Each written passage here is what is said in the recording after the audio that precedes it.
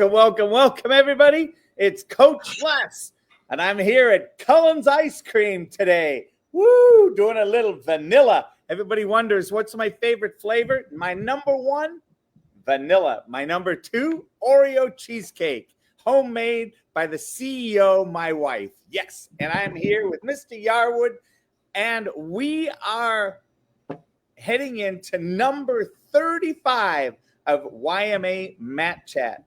And today's topic is the impact of negative self-talk in daily life and martial arts. And you might wonder what self-talk is. So let me give you an example.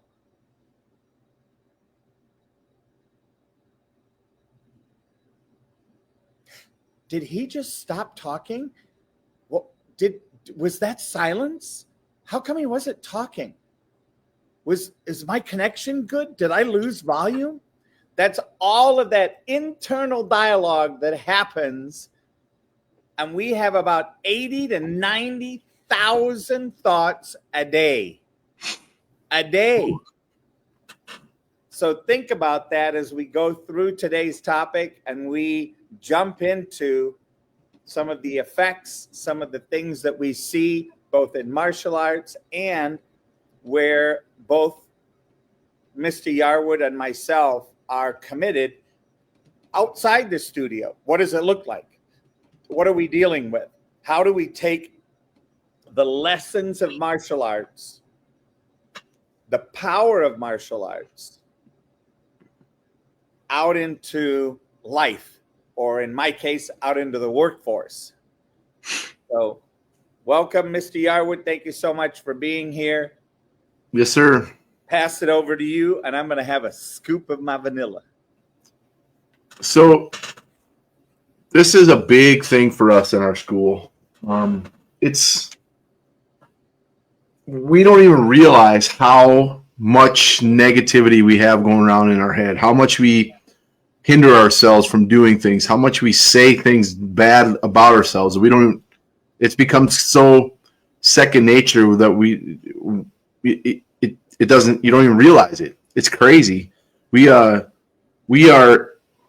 constantly telling ourselves we can't do something. That's too hard. I don't have enough knowledge. I don't have enough experience. I can't.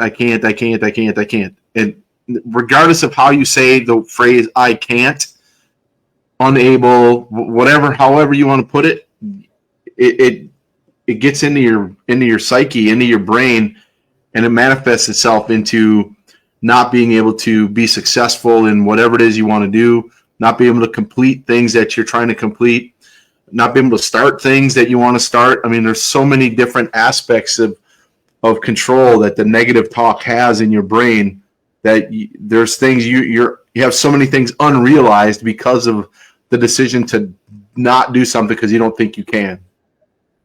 It's so pervasive in society that within our school, I actually have rules about it. We don't, when negative self-talk, it comes in so many different ways. I hear it so often with kids that they talk about things that they're struggling with, something that they say, oh, I hate this move, or this move is my least favorite. Those things are things that burn into your brain, that tell your brain, nope, can't do it. It's like quitting, and I'm not a fan of quitting. So we have a rule. We have completely abolished the phrase, I can't, in my school. The word can't has been removed from our students' vocabulary. And it's enforced. I have every new student that comes in that door, they get that rule. The word can't is no longer part of your vocabulary. And I make sure that it's enforced by the parents. If they say the word, we call it the C word. It's a swear word in our school.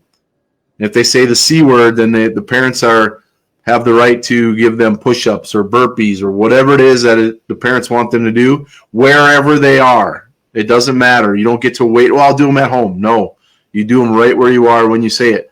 My son, when he was, 9 or 10, had to do push-ups in the Walmart parking lot because he said the word can't. It's just it's something that has so much power in your brain that you don't even realize it. So and does he still love you, Mr. Yarwood? sure, he enforces the rule himself now as being our head instructor. But I always, Mr. Yarwood, if I can make my kid do push-ups in the parking lot, they're gonna not like me anymore. they're not gonna like you in the moment, but ultimately they're gonna love you because of what you've done for them in their future by enforcing things that have detrimental effect on them, whether they realize it or not. You say, "What's the big deal? It's just a word." It's not just a word. It's a powerful concept that you put into your brain consistently over and over again that has an effect, detrimental effect, both in short term and long term. So I'll even have, like, when we do intros, I'll tell the new parent, I said, I can pull any kid out of this classroom right now that's been here for an amount of time and have them come over, and I'll say, hey, say the C word for me. And I guarantee you they won't say it. They were like, no, sir, not going to say it. It's not that I don't say that word. And it's something that we stress, we focus on. Literally, it's part of the fabric of what we do. And creating that fight against negative self-talk is a huge part of us in our how we do things at Yarwood's Martial Arts. Awesome. And for those of you that are going, wow, words don't mean that much. Come on, people swear, they do all of that. Well, no, part of the reason we want people to clean up their language, part of the reason we want people not swearing is, and it goes back thousands of years. For those of you that are biblical scholars or people that have read the Bible, regardless of whether you're religious or not, it says, in the beginning was the Word, and the Word was with God, and the Word was God. And the power that comes with Word in that space right there was Word was spoken, and poof, the universe came into existence. So you talk about the power of word. Word can create and it can kill. So when Mr. Yarwood says words are powerful, they are. They demoralize. Think about what happens when somebody picks on somebody in school, and they pick on them and call them names and harass them and bully them. I mean, why do you think bullying has such an we're out to cause bullying to be removed from schools? Because it's so detrimental. The language gets programmed into somebody's brain, and guess what? That's how they view themselves. They look in the mirror. Oh, well, I'm not good enough. I don't look good enough. Oh, I need to change the way I look because people have been making fun of this or that. You know what? I don't want to look like everybody else. I want my uniqueness. Can you imagine? I mean, I can't imagine. This world with 1,000 Coach Lesses. Eek! One is bad enough, right, sir? Yes, sir. It's like I create enough havoc just with one of them. So when it comes to this stuff, the whole and we don't realize when we say this stuff, the impact of it back on us, the reflection back on us is it's so disempowering.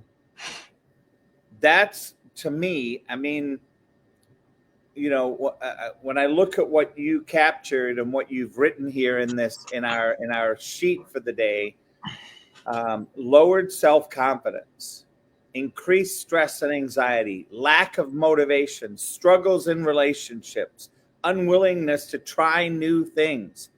I mean, my goodness, think about this. You do something or you say something and it has negative consequences, and you repeat it. Well, the definition of insanity is doing the same thing over and over and over and over and over and over and over and expecting a different result.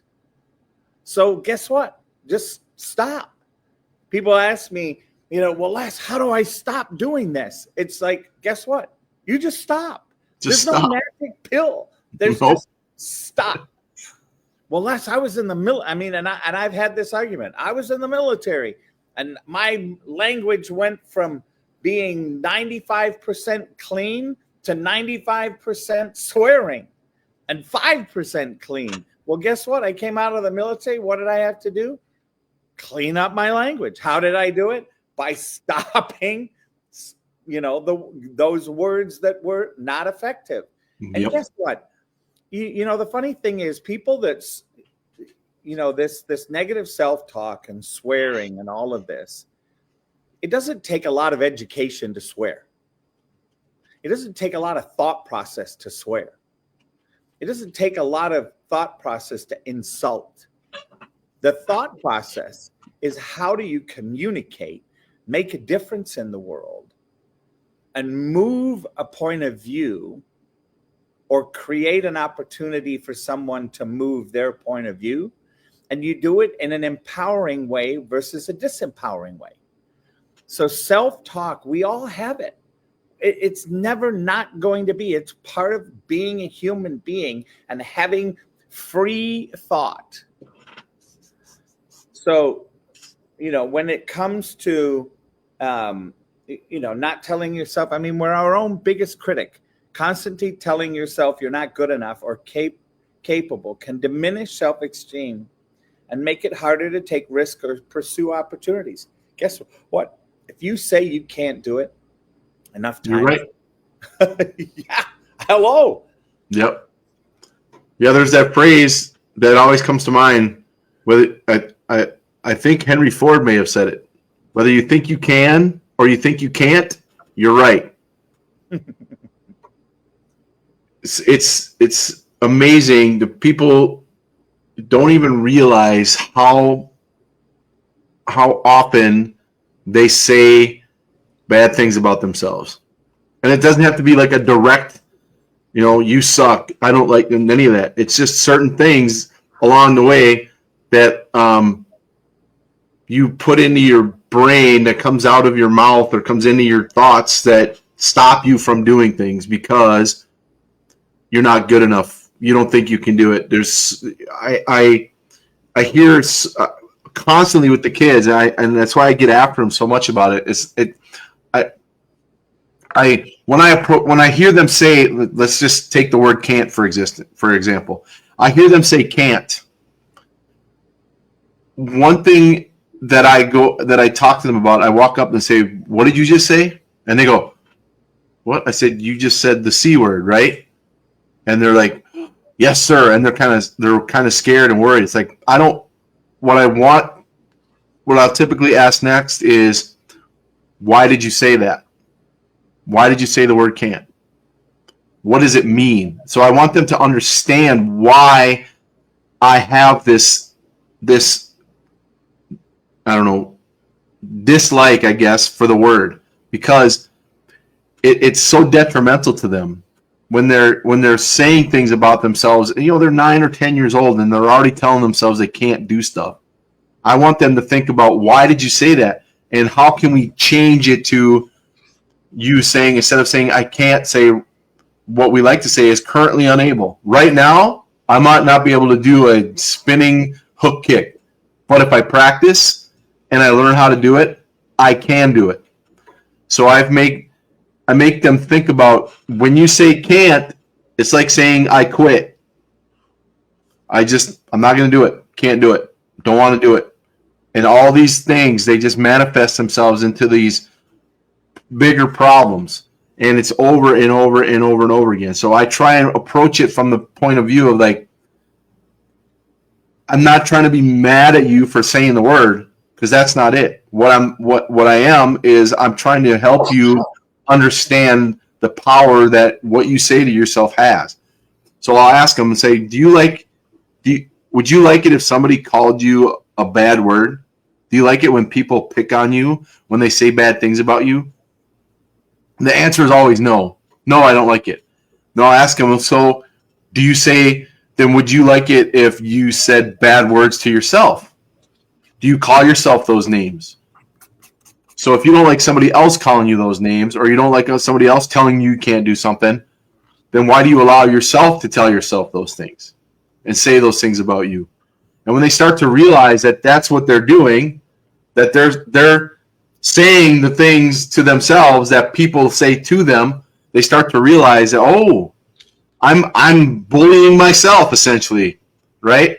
So we help them to understand when you get to that point, when you get to a struggle that you don't think you can do, think about how can I look at it from a different angle.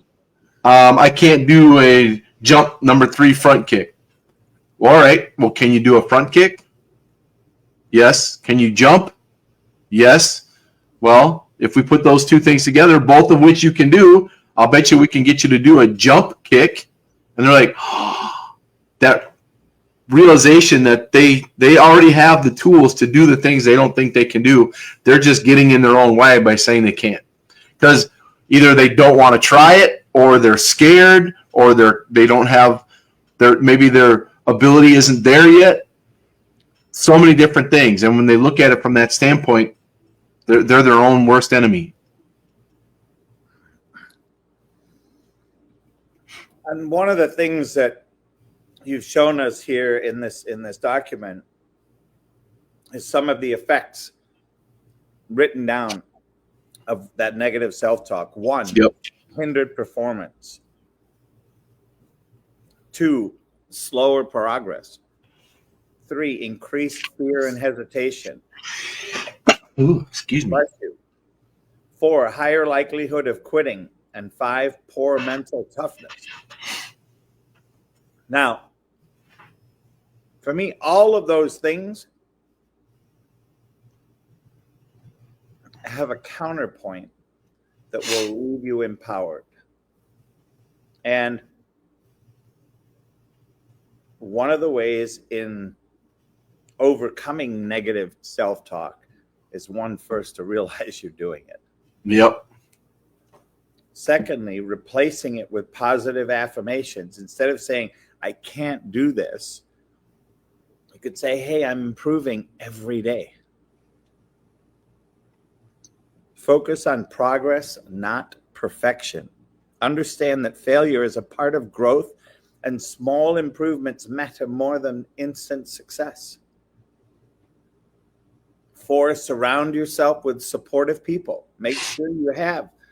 Everybody asks me, so why have a business coach? Well, because a business coach can support you in the story, and then kick you in the butt when you need it. Replace everything. Focus on progress, not perfection. Surround yourself with supportive people, and practice mindfulness and visualization. Woo! That's a big one. Yep. See yourself doing the thing it is you don't think you can do. Visualize, close your eyes and see yourself doing it. If it's that spin hook kick, close your eyes and go, okay, there's what the spin hook kick looks like. Keep seeing yourself doing it over and over again. Because that's all going into that mind up there. And when you see yourself doing it, there's no way you can say, I can't do it, because you just saw yourself do it. You might not be physically capable of it yet, but you know that it's possible because you've already seen yourself do it. And then you're like, okay, let's do this. Break it down into the parts that you need to do. All the stuff you already know, just add it all together and you got it. It's going to take some work, some challenge, right? But ultimately, when you say I can't, you just gave up. You quit. You didn't even try. And that's not going to get you anywhere. And, the other thing is sometimes to focus on what you can do rather than focusing on what you can't do. Yep. Very simple.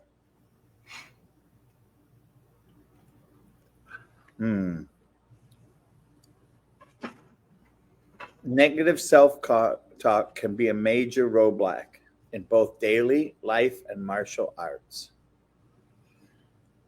affecting confidence, motivation, and performance by recognizing and replacing negative thoughts with positive ones.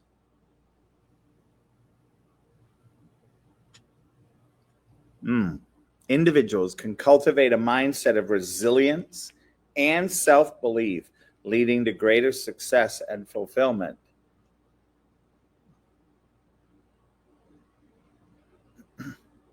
And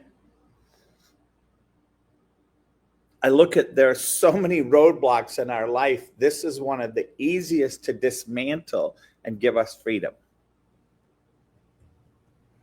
Yeah, there's already problems. There's already things that are outside of us externally that are barriers or obstacles. When we add our own thoughts into that mix, it just makes them that much more difficult to achieve. If we become our biggest barrier, none of that other stuff is going to matter because we're not ever going to try it anyway. We're not ever going to be able to achieve what we're looking for because we're stopping ourselves before we even start sometimes. Yeah. Like I could never do that. One of the ways we hear is like, so my son, Mr. James, is very talented martial artist. And we have him show kids stuff that he does just, so they can see how awesome it is, that the things that he does. Most of the time kids are cheering and excited, but every once in a while you get one of those kids like, I could never do that. They don't even realize what they're saying to themselves, right? Before they've even thought about trying it, they're already telling themselves they can't do it.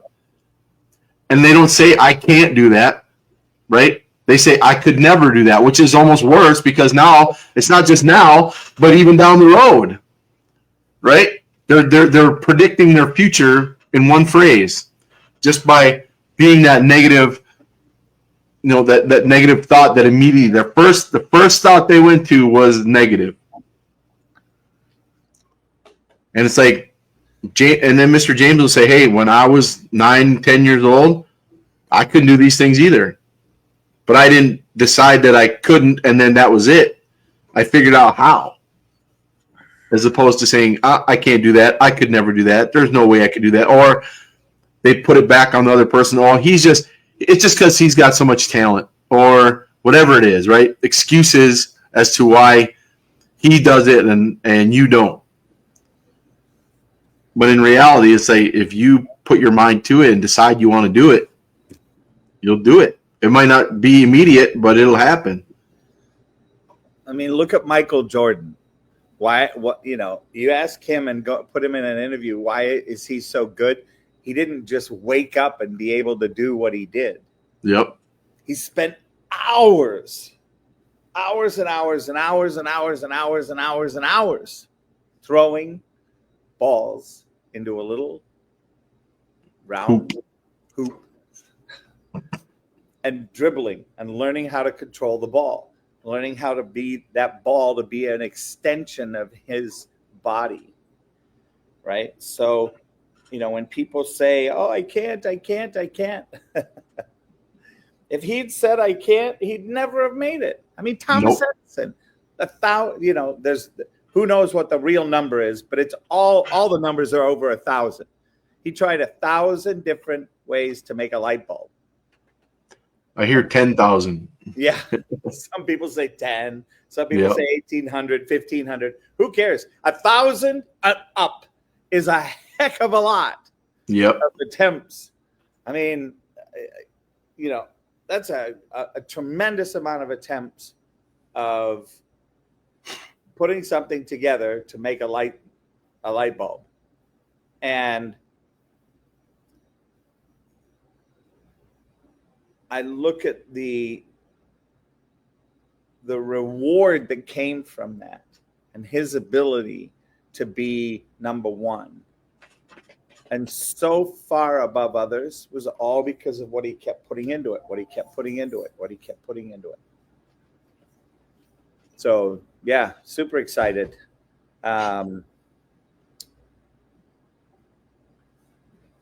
Look at the kids with autism that you work with. You know what? Yep. Was it Liam that couldn't even walk a straight line? Yep. When he first came, his mom, one of his mom's biggest concerns was his balance. He struggled with balance. And then what was great is that not only could he have good balance and run and all that stuff, he watched Mr. James, back to Mr. James again, do cartwheels, and he learned how to do a cartwheel. He went from not having very good balance at all to doing a cartwheel. His mom was crying because of seeing her son being able to do a cartwheel, because of the progress that he made and that mindset that he had.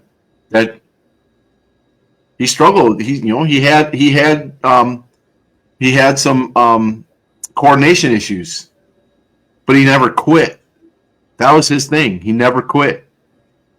He never told himself, I can't do it. He's like, how can I do it? What can I do that will allow me to do it?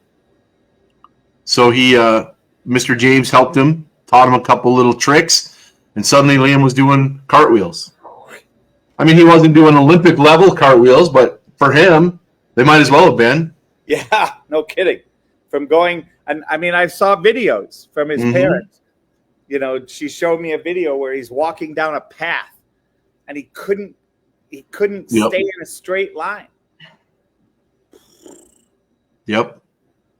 And we have kids who have disabilities. Like Miss Taylor, she's in a wheelchair.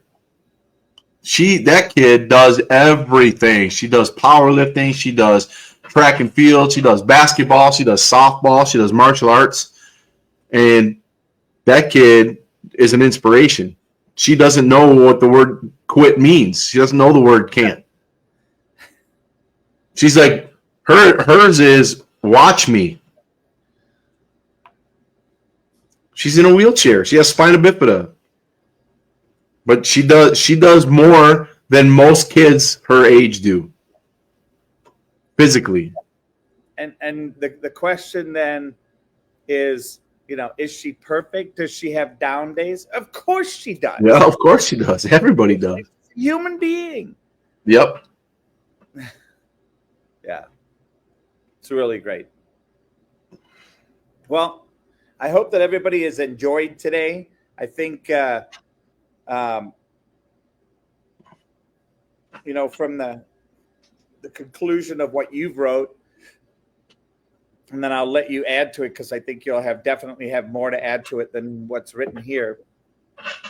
Negative self-talk can be a major roadblock in both daily life and martial arts, affecting confidence, motivation, and performance.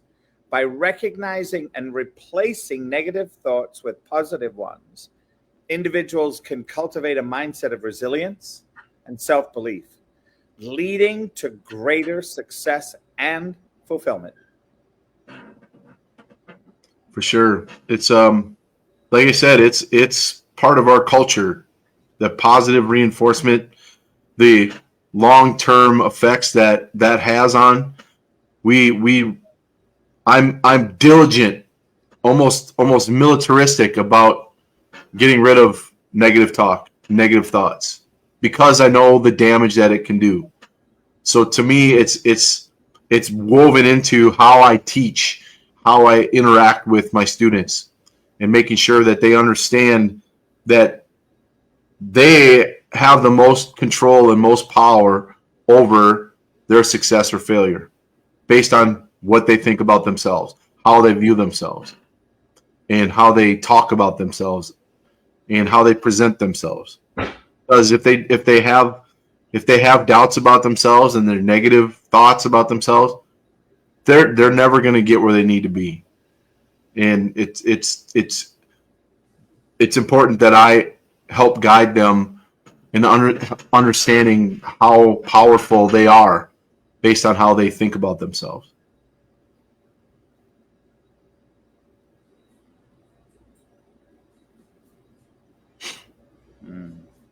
So the final thought I would like to leave you with is this. Whenever you think you're you have a negative self thought, close your eyes. Picture yourself in your favorite place.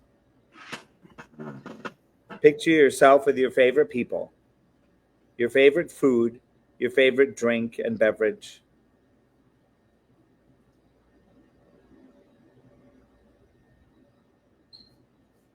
Open your eyes, visualize yourself succeeding at whatever it is you have, and see. Try it. My test Yep. is for you to just try it. Give it a whirl. You've been doing the Yep. other way forever. Why not try, and see what's available on the other side? Yep. Train your brain and your body will follow. Amen. Well, Mr. Yoward, thank you very much. Yes, sir. For this time. Really appreciate it and look forward to seeing you again soon on the mats. All right, sir. Next week with episode number 36. See you on the mats. And here we go.